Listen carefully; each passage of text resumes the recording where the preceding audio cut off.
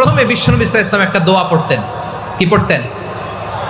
তিনি পড়তেন ইন্না লিল্লাহি ওয়া ইন্না ইলাইহি রাজিউন। নিশ্চয় আমরা আল্লাহর জন্য, নিশ্চয় আমরা কার দিকে ফিরবো ভাই? আবার কার দিকে ফিরবো?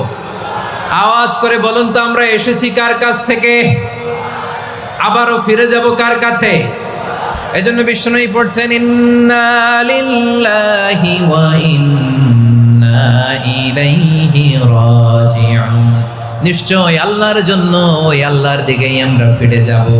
তারপরে বিশ্বনবী পড়তেন আল্লাহুম্মা আজুরনি ফি মুসিবাতি ওয়াখলুফ লি খায়রাম মিনহা। একসাথে প্রথমে পড়তেন ইন্না লিল্লাহি ওয়া ইন্না ইলাইহি রাজিউন, তারপর পরে পড়তেন আল্লাহুম্মা আজুরনি ফি মুসিবাতি ওয়াখলুফ লি খায়রাম মিনহা। মানে আল্লাহ, এই যে আমি বিপদে ধৈর্য ধারণ করলাম, এটার সব তুমি আমার দাও, আর যেটা হারালাম এর চেয়ে ভালো কিছু দিয়ে মেকআপ করে দিও, ভালো কিছু দিয়ে বদল করে দিও। সুবহানাল্লাহ পড়েন। তাহলে বিপদ আসলে আমরা কি পড়ব? কথা বলেন। তাহলে বিপদ এলে আমরা কি পড়ি? কথা বুঝলে সবাই উত্তর দিতে হবে। বিপদ এলে কি পড়ি? তাহলে বিপদ এলেই আমরা এখন থেকে ইন্না লিল্লাহ করব, নাকি হাই হুতাশ করবেন? একদল আছে হাই হুতাশ করে, হায় আল্লাহ রে মোর কি হইল রে, মই কি হরমু রে, মই কমবে জামু রে। আছে না নাই?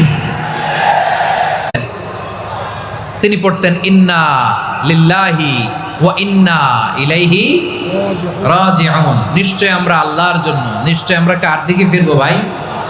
আবার কার দিকে ফিরবো? আওয়াজ করে বলুন তো, আমরা এসেছি কার কাছ থেকে,